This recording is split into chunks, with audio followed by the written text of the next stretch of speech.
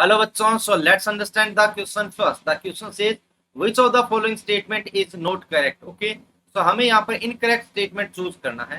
Option number one, LaOH twice is less basic than LuOH twice. Okay, so हमें इन दोनों की basic strength check करनी है. Option number one. अगर मैं बात करूं, देखिए La जो लेंथेनम है ये डी ब्लॉक का एलिमेंट. ओके, तो ये डी ब्लॉक का एलिमेंट होता है. तो इसके बाद आता है हमारे पास सीरियम. फिर लेफ्ट टू राइट जाने पर हमें पता है कि साइज क्या होती जाती है, डिक्रीज होती जाती है. कहां तक? Lu तक.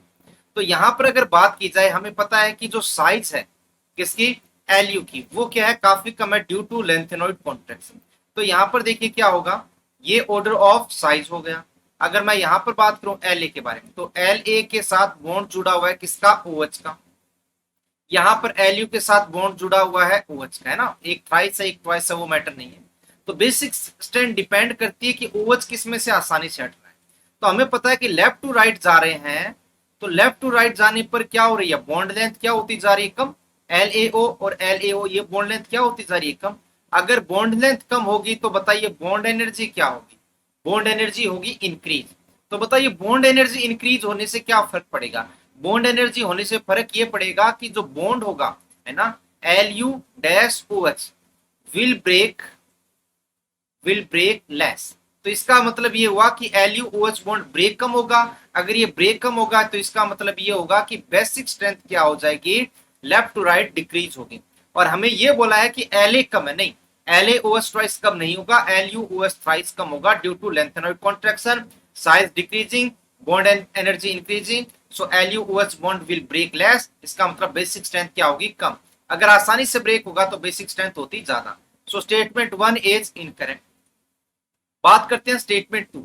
इन lanthanoid series ionic radius of Ln3 plus ion decreases. Okay, तो यहां पर ये बोला है कि ऑप्शन टू में जो लेंथेनॉइड्स होते हैं ना, लेंथेनॉइड्स होते हैं सीरियम से. सिया, cerium, praseodymium, left to right आ गए. और लास्ट में कौन होते हैं? जैसे Yp एंड Lu. तो लेफ्ट टू राइट जाने पर साइज क्या होती है? डिक्रीज होती है. Reason? Due to lanthanoid contraction. Lanthanoid contraction क्या होता है? देखिए Z इफेक्टिव इक्वल टू होता है Z minus sigma. Left to right जा रहे हैं तो Z की वैल्यू इंक्रीज हो रही है. लेकिन इन सभी जो एटम्स हैं, इनमें जो लास्ट इलेक्ट्रॉन है वो फिलअप किस में हो रहा है? 4f में हो रहा है, 1 to 14. और हमें पता है कि जो F होता है, इनका जो शिल्डिंग इफेक्ट का ऑर्डर होता है, ये S, P, D and F. F का क्या होता है? काफी वीक होता है. सो वीक होने के कारण सिग्मा की वैल्यू यहाँ पर क्या रहती है? कंपेरेटिव इंक्रीज नहीं होती. सो ये ऑलमोस्ट कांस्टेंट माने, क्योंकि यहाँ पर इंक्रीज हो ही नहीं रही. इसका इफेक्ट होता है वीक. तो यहाँ पर Z इफेक्टिव बढ़ता जाता है, और Z इफेक्टिव अगर बढ़ेगा तो यहाँ पर R मतलब जो साइज होगी वो कम होती जाएगी. इसका मतलब सेकंड स्टेटमेंट सही है. Ln का मतलब है लेंथेनॉइड्स प्लस थ्री स्टेट में साइज डिक्रीज होती जाती. थर्ड स्टेटमेंट है La is actually an element transition series rather than lanthanoid series. Okay, हमें पता है कि जो 3b सीरीज है ना, इसमें कौन कौन से एलिमेंट्स आते हैं? देखिए स्कैंडियम, इट्रबियम, लेंथेनम एंड एक्टिनियम. सो जरूर इसका नाम लेंथेनम है, लेकिन ये लेंथेनॉइड्स नहीं है, ये एक डी ब्लॉक का एलिमेंट है. इसके बाद में जितने भी एलिमेंट्स आते हैं ना, सीरियम से लेकर लास्ट तक Lu तक, ये जो एलिमेंट्स होते हैं ये F ब्लॉक के होते हैं, ना कि La. So La is D block element. तो ये सही है, ट्रांजिशन सीरीज हो गई. Option number 4. ऑप्शन नंबर 4 हमें दिया गया है. देखिए atomic radius of Zr and HF is almost same due to lanthanoid contraction. Okay, so देखिए हमारे पास जो सीरीज रहती है 3D, 4D, 5D and 6D.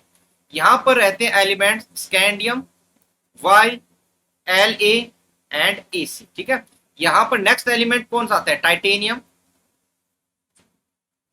HR and H.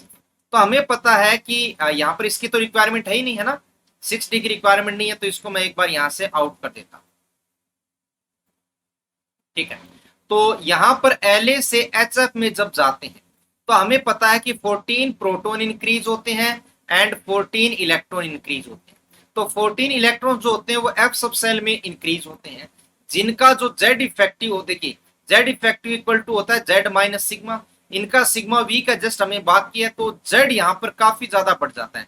अचानक से 14 प्रोटॉन बढ़ जाते हैं, तो HF की जो साइज होती है वो बढ़ती जरूर है ऊपर से नीचे जाने पर, लेकिन 14 प्रोटॉन के कारण अट्रैक्शन के कारण ये साइज जो है जिरकोनियम और हैफनियम की ऑलमोस्ट बैलेंस हो जाती है। ठीक है, इंक्रीज हो रही है due to shell size, due to increasing shell, decrease हो रही है ड्यू टू लेंथेनॉइड कॉन्ट्रैक्शन, इसलिए ये दोनों आपस में हो गए क्या, बैलेंस। ठीक है, तो इसका मतलब यहाँ पर फोर्थ ऑप्शन भी सही है, सॉरी फोर्थ ऑप्शन सही है, थर्ड ऑप्शन सही है, सेकंड ऑप्शन सही है, लेकिन ऑप्शन नंबर 1 गलत है, तो हमें तो गलत चूज करना है। So the right answer is option number 1, that is LaOH twice is less basic than LuOH thrice.